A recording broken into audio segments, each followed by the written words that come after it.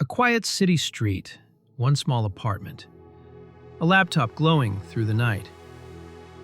Three friends staring at the screen, wondering how they'll pay rent.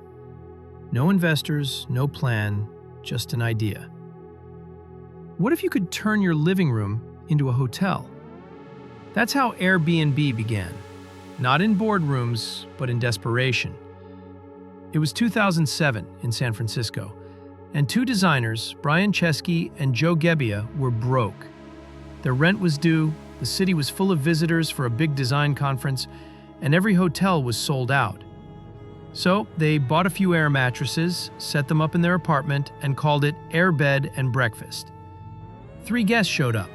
They shared stories, breakfast, and hope. That moment, small and ordinary, planted the seed for one of the most disruptive companies of the 21st century. But Airbnb's rise wasn't smooth. Investors laughed at them. One called it the worst idea ever. They said no one would trust strangers to stay in their homes. Yet, Chesky and Gebbia believed that people still had something powerful left: trust. They saw that hospitality wasn't about hotels. It was about human connection. When the 2008 financial crisis hit, the world was scared. People were losing jobs and homes. But Airbnb offered something different, a way to earn from what people already owned: space. Their idea suddenly made sense. Still, they were broke again. With no investors, they started selling boxes of cereal, literally called Obama O's and Captain McCain's, during the US elections. They made $30,000, enough to keep Airbnb alive for one more month. That month became their turning point. Paul Graham from Y Combinator noticed their persistence. He didn't invest in the product, he invested in their grit. At his advice, the founders went door to door in New York, meeting every host, taking photos, improving listings, and listening to stories. They learned that success wasn't in coding, but in care. That's how Airbnb's culture was born: hospitality powered by humanity. By 2011, Airbnb had expanded into 89 countries. People were opening their homes to strangers from across the world. The idea, once seen as crazy, had become a global movement. Guests weren't just finding rooms, they were finding belonging. A couple in Paris shared croissants with travelers. A family in Tokyo offered tea to guests. A farmer in Italy turned his barn into a countryside escape. The world started to shrink, one home at a time. But growth brought storms. Cities began questioning Airbnb's impact on housing prices. Hotel chains fought back. Governments imposed taxes and restrictions. Critics said Airbnb was destroying local communities. Chesky faced the toughest question of all. Had they built something too powerful for their own good? He said, "We didn't just create a company.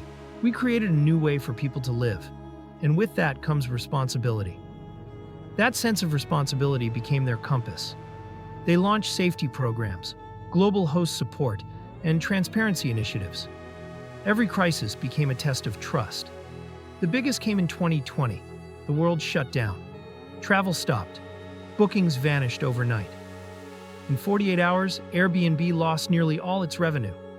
For the first time, people said it might be over. But instead of running, Chesky did something few CEOs would dare. He refunded every guest and supported every host. It cost them hundreds of millions. But it saved their soul. In the quiet months that followed, Airbnb reimagined itself. The team worked remotely. Hosts found new ways to offer stays for medical workers and stranded travelers, and the brand redefined what travel meant. No longer about destinations, but about connection. When borders reopened, people didn't rush to hotels. They returned to homes. Airbnb came back stronger than ever. And in 2020, it went public with one of the biggest IPOs of the decade. What began as 3 air mattresses became a $100 billion company, larger than most hotel chains combined. But the numbers were never the real story. The real story was how 3 friends, too broke to pay rent, built something that redefined hospitality forever. Behind the success is a quiet truth. Airbnb was never just a tech company. It's a belief that trust, no matter how small, can change the world. When you open your door to someone new, you open it to possibility.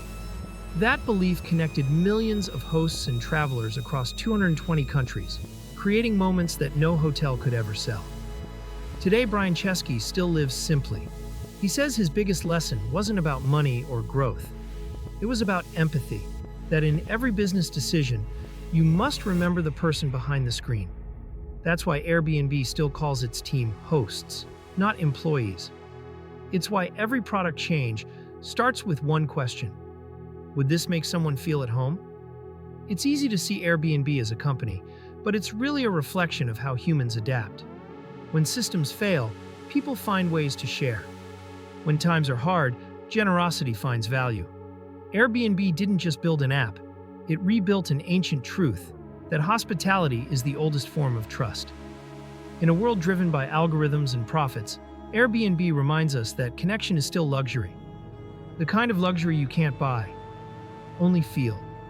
From those first 3 guests on air mattresses to millions of travelers today, the story remains the same.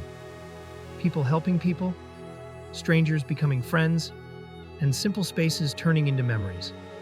And maybe that's what makes Airbnb different. It doesn't sell rooms, it sells belonging. It's not powered by servers or code, but by courage, the courage to believe in people. Because in the end, the world doesn't change through money alone. It changes when someone opens a door.